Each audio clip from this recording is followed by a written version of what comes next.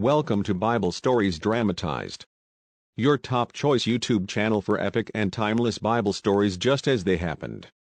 Before you continue watching, please subscribe to this YouTube channel, like this video, share, and turn on the notification bell for more. Thank you. Happy watching. The Story of Abraham Part 3. Welcome to another true life story of the great patriarch Abraham, whose name was later changed to Abraham. In the previous episode, Part 2, we talked about his ability to discern the call of God. How he was able to hear and obey the call of God even at the age of 75. We further talked about his plight with his nephew Lot, and a lot of other great stories which might be your first time hearing such sides of the life of Abraham. If you haven't watched that episode yet, then please click on the advert icon showing on the top of your screen to watch the video now, or search our channel to watch from the Part 1 so you won't miss any part on the life of Abraham. We proceed with the Part 3, a mixture of promises and reasons to doubt. Will Abraham fail the test ahead? Even if he passes it, what about his wife who has little or no faith? Keep watching. The visitors, the bargain, and the shadows of judgment. The day was quiet, and the sun hung low in the sky, casting its golden warmth across the tented lands of Mamre. Abraham, now growing in age and wisdom, sat at the entrance of his tent. He was no longer the restless man who once left Ur. He was seasoned, his beard white with the journey of faith, his eyes watchful for divine moments. And then, it happened. 3 men stood before him, out of nowhere, shimmering in the heat like a vision. Abraham's heart leapt. Were they mere travelers? Or something more? Without hesitation, he rushed to them, bowing low to the ground. "My Lord," he said, "if I have found favor in your sight, do not pass your servant by." Have you ever wondered why Abraham was so urgent, so reverent?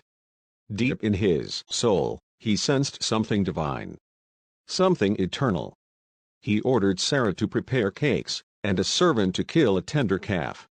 He stood under the tree as they ate, a patriarch serving what he did not fully understand. And then one of the men spoke. "Where is Sarah, your wife?" "In the tent," Abraham replied. Then came the promise. "I will surely return to you about this time next year, and Sarah, your wife, shall have a son." Sarah, listening from the tent, laughed silently. She was past the age of childbearing.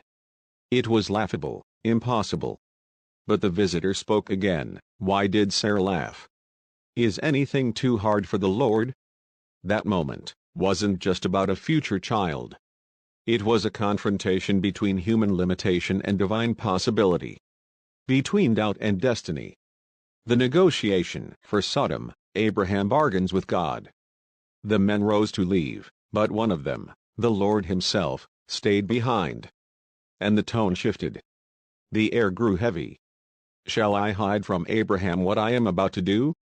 The Lord pondered aloud. He revealed to Abraham the cries of Sodom and Gomorrah, how their sin had grown grave. Then came one of the most heart-wrenching dialogues in all Scripture. "Will you sweep away the righteous with the wicked?" Abraham asked. What followed was a daring negotiation. 50 righteous, 45, 40, 30, 20, 10. With every plea, Abraham's voice trembled, not just with courage, but with compassion.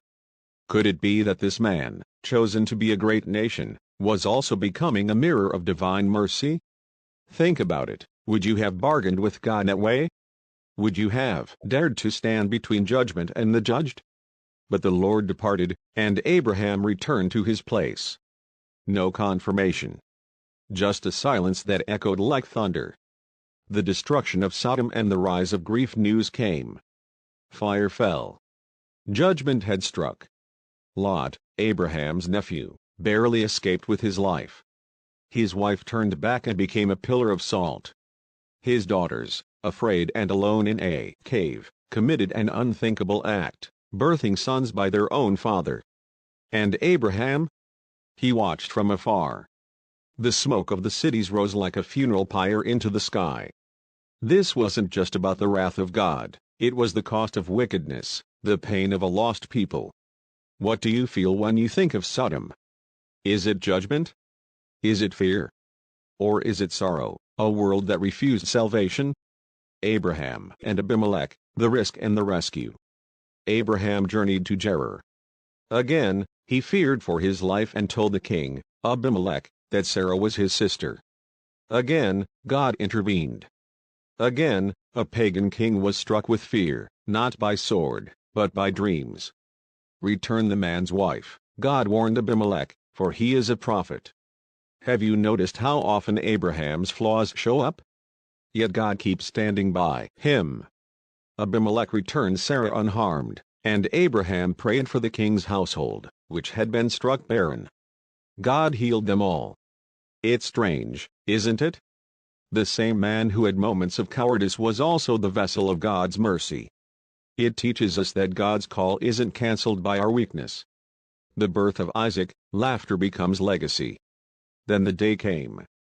A cry echoed in the tent, not of sorrow, but of new life. Sarah bore a son, just as God had said. They named him Isaac, which means laughter. But this time, the laughter wasn't in doubt, it was in joy.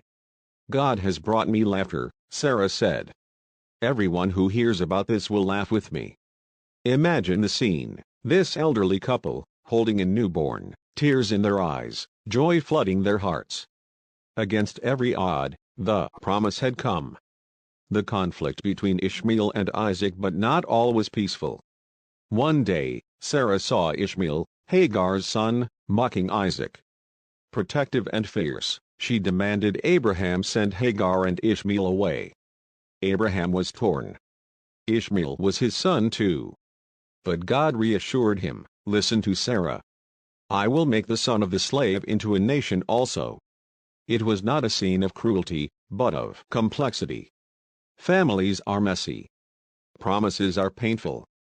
Yet even in exile, God watched over Hagar and Ishmael.